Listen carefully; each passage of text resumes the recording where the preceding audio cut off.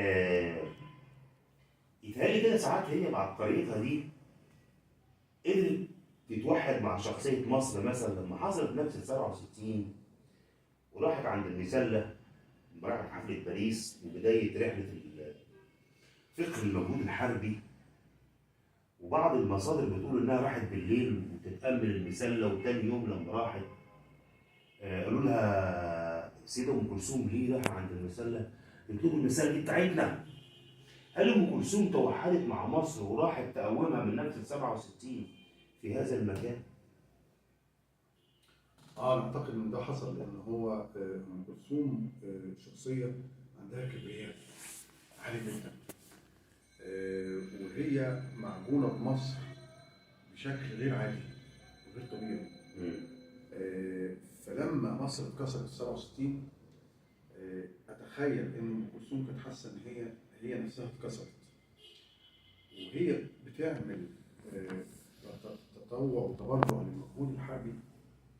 على فكره كانت من اول الناس اللي اتكلموا في فكره المجهود الحربي وتطور المجهود الحربي، وفتح باب كبير جدا في حكايه المجهود الحربي، وطبعا عاصرت ده وقتها.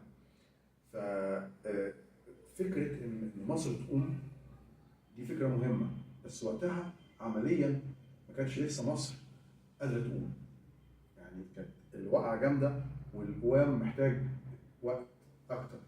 ام كلثوم حست ان هي بعظمتها الفنيه وبحب الناس ليها، وباريس هتغني على اكبر مسرح في باريس، والاعداد اللي حاجزه عشان تحضر ليها اعداد هائله، وناس كتير ما قدروش يحصلوا على تذاكر، ويستقبلوها استقبال زعماء ورؤساء في المطار، ويحضر كبار رجال الدوله في فرنسا ليها. اعتقد انها ساعتها حست انه مصر بتقوم من خلالها، ان هي قادره تقف على رجليها، وقادره كامراه مصريه انها تحرك كل هذه الجماهير حبا فيها وتقديرا وتعظيما لها. طب في جمله يا دكتور، ام كلثوم اتوحدت نفسيا مع شخصيه مصر او العكس؟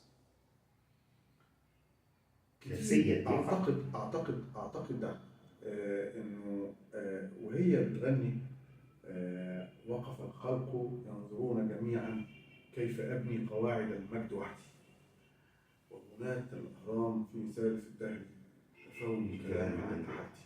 انت لما تسمع ام كلثوم وهي بتقول ده عن مصر، تتحدث عن نفسها كانها بتتحدث عن نفسها شخصيا، تتحدث عن عظمتها هي شخصيا. فاعتقد انه هذا التوحد كان بيعطي لأم كلثوم عمق ومساحة فنية وإنسانية ووطنية كبيرة جدا، على الرغم من إنه المعنى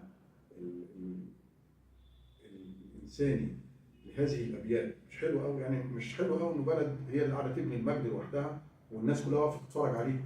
يعني تقدر تعترض على الحكاية دي، لا، يعني الناس البشرية كلها بتبني في المجد، ولكن هو يعني تعبير أدبي جميل وتعبير فني جميل. أم كلثوم بقى عاشته وتعمقت فيه، وكأنها تتحدث عن نفسها، عن أم كلثوم اللي توحدت مع مصر. عظيم. أحسنت يا دكتور. شكرا.